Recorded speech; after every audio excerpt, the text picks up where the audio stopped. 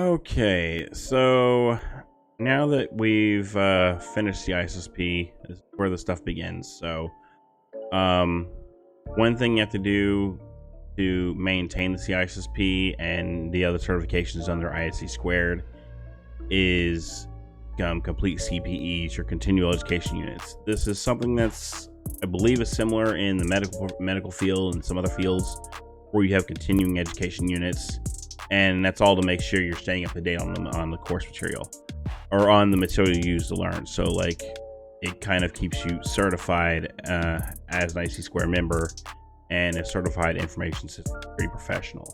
So a lot of the stuff that's geared toward it, there's like all the different security related topics. There's more than one way to skin the cat. You can get these through attending conferences, taking training courses online, and even doing or conducting your own training. And that's something that's a little bit in the gray area. So to stick it to where it's simple, I can tell you based on what I've experienced so far what does and doesn't work. The first one, simplest, ISC Squared has some stuff on there for on their site free for ISC Square members. There's different courses you can take and different like either articles you can read and they'll quiz you on later and you get points for them, or there's even you can attend some of their webinars and conferences, and those you may get a certificate saying you completed it. That's a little bit of a clearer way of getting them. There's another one I found,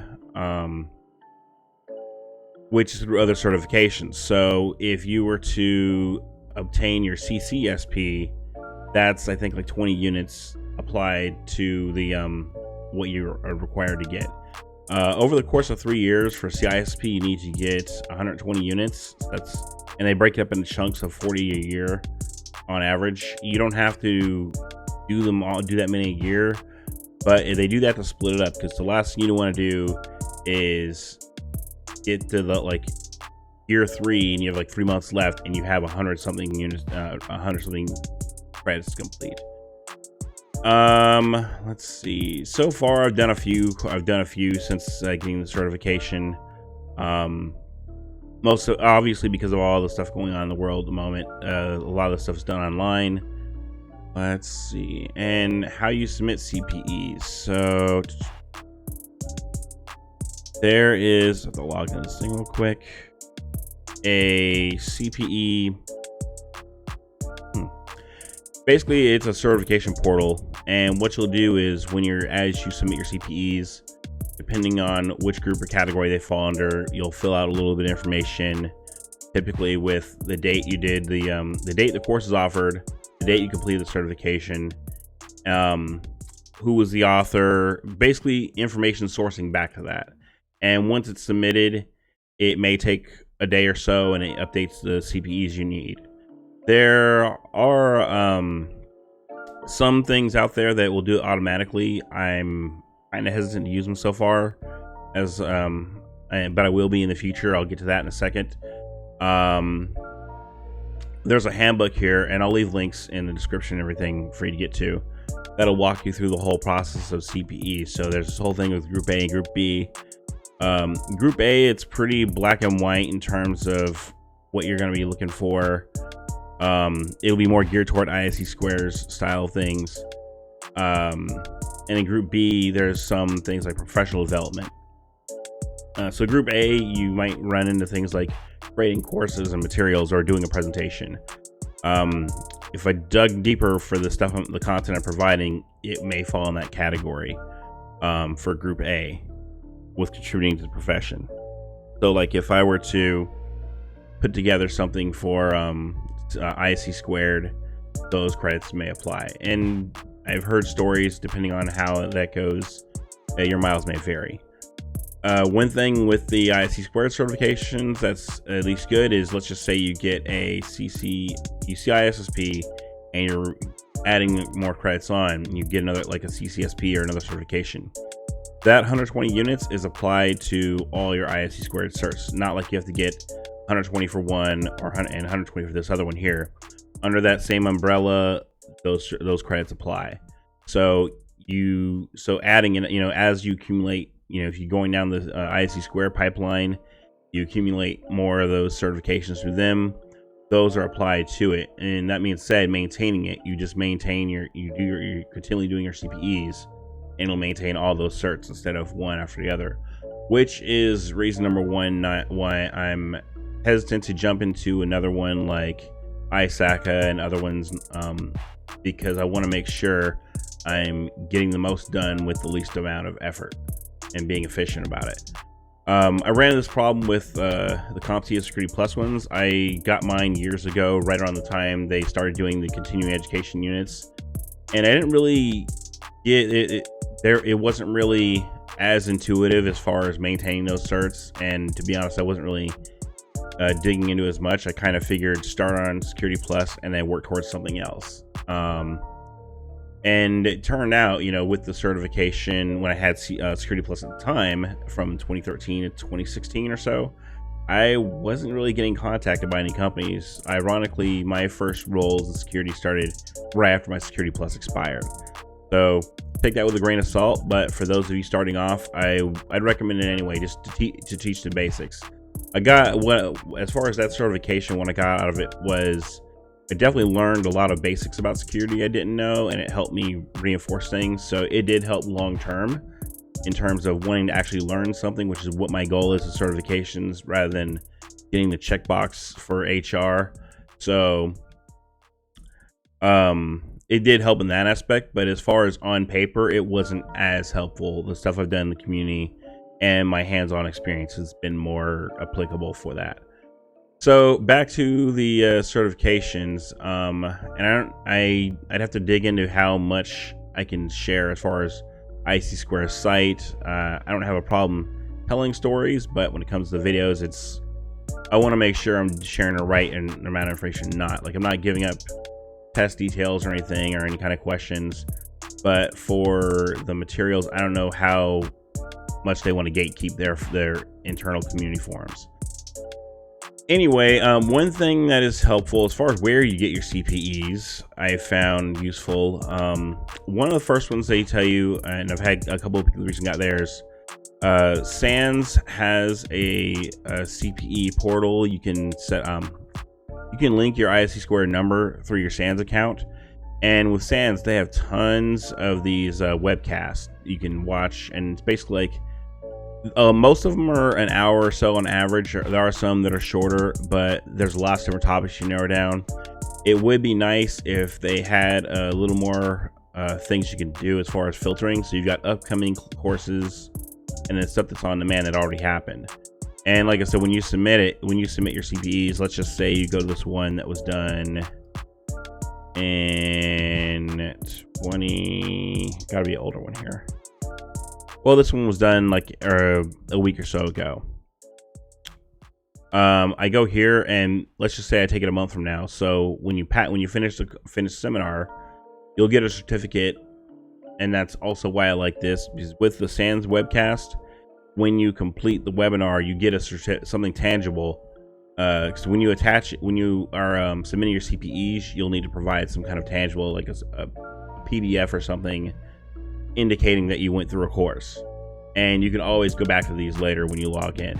So, and the thing that's cool about these is I tend to find specific topics, like I was interested in pen testing and ethical hacking or purple teaming, and it'll narrow it down there. It would be nice if there were some more filters linking to SANS if they're interested in adding that stuff. And you can also look for upcoming courses as well and register, and you'll get reminders and everything for them. So another thing that I found interesting back in the before time, not that one. There you are. Nope. There it is. So I've been on Hack the Box for quite a bit, studying for OSCP, and it's just kind of fun to be on here. Back in 2019, they announced they're now an ISC Square partner and will provide ways for you to submit credits based on machines or challenges you complete. I will have a lot more material for that, and that's eventually what we're going to gravitate towards as far as stuff I want to do on this channel. But it'll show you, like, based on the type of machines you'll get a certain amount of CPE points for. I I don't know what it looks like submitting them, but based on what they're saying, if you're a VIP member on Hack the Box, you can get that stuff. It'll submit automatically based on the account linked. There, and you've seen as you complete machines, you'll get the root text, the root hash, and you submit those. I'm not sure how quick it'll do that. What I'll probably do is go through a challenge at some point when I start this up and see what it does with my CPE units. It'll apply for active, retire machines, different challenges, and then your in-game, completion of in-game and other challenges on there. They'll probably add more. Another one, like I've been talking about OSCP for a while, they also will allow you to submit CPEs for them as well. For OSCP, it looks like there's 40 units, or 40 credits, credits. I kind of, I have some background in college, so I've got that mentality or the terminology going. The wireless attacks course was retired, but I think for some of the other ones, they offer like 10 to 20 units a piece for the advanced certifications they have. As far as how to find additional partners for ISC Squared, there's a link here for CPE partners. This is another one that's beneficial. So all these partners here are currently what's on their list. They've added a couple more since they started doing that, since I checked on when Hack the Box was added. So the cool part of this is if you are at a company that uses any of these tools, like say Qualys or Fortinet or McAfee, typically those companies have like vendor training for their product, and as you complete the training, you'll get CPEs for it. So 5 of my CPE units came from doing some Qualys training. And there's some other ones on here, like you can see ActBox is there as well. Right below, if you're a company that's interested in becoming a CPE partner, which I highly recommend, you can submit the information here, and they'll more likely contact you. One thing, and this is kind of where I get into is maintaining them, is I want to make the most use of my time. So when I'm doing this stuff, if I'm doing any other training, and they more than likely have something that links to gives me CPE credits, I'll probably lean towards that because I'm getting 2 for 1. And there's tons of training platforms out there. So and I imagine as more get added, it will definitely encourage me to lean towards certain directions for training. If I'm wanting to maintain CPEs, once I'm past the amount I need for the next 3 years, I'm not going to worry too much about it. But just so I don't have to worry about this 3 years from now, I'm going to knock out as much as possible. So that's where you get CPEs. Now for the last question is, what happens if you don't have enough CPEs by then? So this is what keeps your certification active. And if it goes inactive, you have to renew the certification. I believe ISC Square has a fee, like a penalty fee for having your certification expire. And I think it's like the cost of the exam. So you'd essentially be paying double the cost to reacquire your ISC Square certification. So I'd highly recommend maintaining that in any way you can. Oh, by the way, when it comes to, and this is why I prefer the way they're doing it now, and getting into making your own content. So way before I was interested in CISSP and just trying to work my way in security, I would go to a lot of different events and conferences, like ISSA events and other ones, and go down those rabbit holes and slowly learn that those weren't my areas of interest because it was more compliance related. And while I need to know those things, not my primary goal of skills I want to learn. But as I was going to these things, I know some events I went to would have somebody near the entrance or exit, depending on where you're at, to sign up. Like you'd provide your ISC Square number or something indicating you needed CPEs, and they would give you some kind of receipt or proof that you were there. And a lot of them didn't. And if for those of you that experience trying to explain DEF CON to your management, that's like conferences like those and other ones, they don't necessarily provide something is very tangible and easy for management to say, hey, this is an official thing, this is for work, and this is for CPEs to maintain the certifications you, the company, want me to have. So it's getting better, but it definitely was not where it is now, and still where it needs to be back when I started this stuff off. So that's pretty much all I had. I wanted to talk about CPEs for a little bit now that I've finished the certification and I'm starting to maintain them and stuff. I'll talk more about other things later. The next couple of things I have coming up will be about finding more of these resources like conferences that I mentioned. With that, have a good day and see you next time.